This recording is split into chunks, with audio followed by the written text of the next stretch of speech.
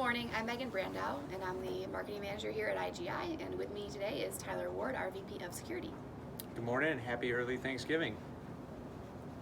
All right, so today we're going to talk about heightened security risks during the holidays, particularly during Black Friday shopping. Yeah, absolutely. Right now is a kind of a critical time to be talking about these things, and usually during the holiday season, during Christmas, during Thanksgiving, we have a number of different factors going on. We're going to focus on Thanksgiving and particularly Black Friday because it's such a huge e-commerce time. Everybody's shopping online. We call them the dreaded 3 S's, right? People are shopping, they're shipping, and they're slipping. They're slipping at home, slipping out. they're slipping at work, and they're slipping in the snow, right? Okay. So we've got a few different variables going on right now, environmental variables that are actually working against our users, working against our organizations and our security postures. So we find it important. We need to talk through those. One of the main things is during this holiday season, during the Thanksgiving and Black Friday season, users are online purchasing things, right? So they are awaiting packages to be shipped to their homes, to be shipped to their place of businesses, Right. to be shipped to their loved ones and their friends and family around the United States, around the world, right? So naturally, you may be waiting for an email coming from the United States Postal Service or Amazon, eBay, whatever forum that you're shipping or purchasing online. So users are at work, they're accessing their personal email accounts, and they're getting USPS, your package cannot be delivered message, right?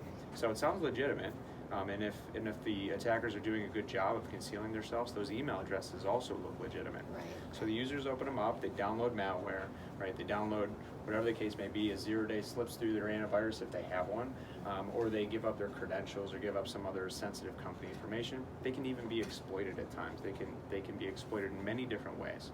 So users are, on a couple of different threads here. IT departments and information security departments, they may be out for the holidays or may be taking some time off, limited staff. So that route to those protection mechanisms may not be there for the user to report those things, right? So, talking through some of those issues, we're gonna go into the different protection methodologies and then what organizations can do to enforce policies and procedures and things like that. Okay. Yeah. All right, so security can be a little bit overwhelming, so Can. what are some of the things that we can do to prevent these breaches during the holidays? Yeah, absolutely. So as always, organizations, they should never let their guard down, as always. But during these types of situations, these types of times during the year, organizations should take a more targeted and direct approach for their users to protect their users and their company, right? End users are often looked at like our weakest link, right? A liability at sometimes, but they can be our greatest asset. However, in order to be that, they need to be empowered by the organization. The organization needs to stand behind them. So there's a few different things going on. We need to have the organization behind them and the support and the buy-in from the organization and the realization that cyber attacks are just course of nature. They are going to occur, they're inevitable, and users are going to be the prime target of those attacks for the foreseeable future. So we need to do all that we can to protect them and give them the tools and techniques and the knowledge, impart the knowledge on them that they need to succeed. So the organization has to be behind them. The technology has to be there to support them. The technology, anything from host-based antivirus, host-based endpoint protection, things like that, to keep their, the threats to a minimal or acceptable level on the desktop or the workstation level.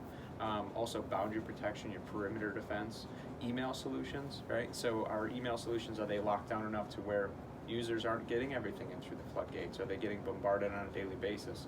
So you have to look at some of that custom tuning on your email solution to thwart some of those, more widespread attacks, right? Attackers may get in at some point in time, right? But it's about taking care of the majority, the overwhelming majority of these things. So the technology has to be there to support them. And then also from an administrative side, the security awareness training. So if you have a security awareness training program, right now would be a good time to educate your users on exactly what is going on during this holiday season and what they should look out for. So a more targeted approach rather than a general approach to tell them exactly what to look out for. You are shipping and shopping online during this time. You are under attack. Just believe it. It is definitely there. They're coming. Sure.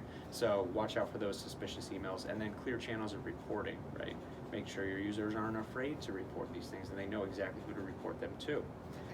And then from a policy and procedural aspect, do your users understand exactly what they should and shouldn't be doing at work, right? What are the risks of these things? Acceptable use of information systems, those types of policies, mobile device policies, right?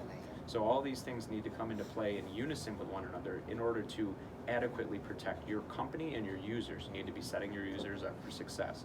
Policies and procedures are frowned upon sometimes, but they can be the saving grace when you're trying to guide your organization in the right direction of what your users should be doing. So those are some of the things. It's Okay. a lot of stuff. It's a lot of stuff. We're It's going to a go in good- depth in our webinar a bit more. Okay, So, good. yeah. Yep, it's a good three-pronged approach. I think Yep. people are probably thinking, okay, so Thanksgiving's next week, the holidays are coming quickly. Yeah. What can we do tomorrow? Yeah, exactly. So, looking at it like that from that approach. So really those three things. Looking at your organizational support. Have you realized that this is definitely coming?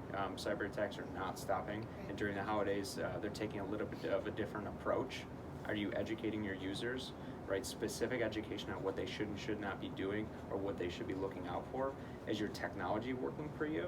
Right, so do you have your antivirus lockdown? Do you have host-based protection on your Right, systems? at a Do you- bare minimum. A we should bare be looking minimum, at those, right? Do you have perimeter and boundary defense? Are you filtering content as it comes in and out of your organization into your different web layers and things like that?